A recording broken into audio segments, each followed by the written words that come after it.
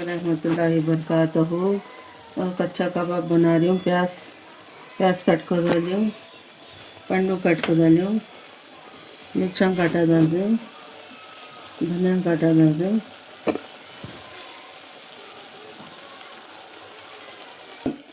अदरक लहसुन का पेस्ट डाल रही हूँ। अदरक लहसुन का पेस्ट डाल रही हूँ।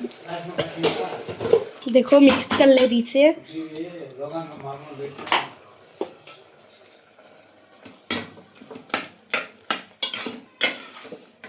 आधा कच्चा कबाब बना रही, आधा गोश्त रखो हूँ, आधा कच्चा कबाब बना रही हूँ। वो भी बताती हूँ कैसा पकाना, वो भी ऐसे कुकर लगा को बाद में बताती हूँ। कच्चा कबाब बन गया। हाफिज़, दुआ में याद रखो। अच्छा गला को देखो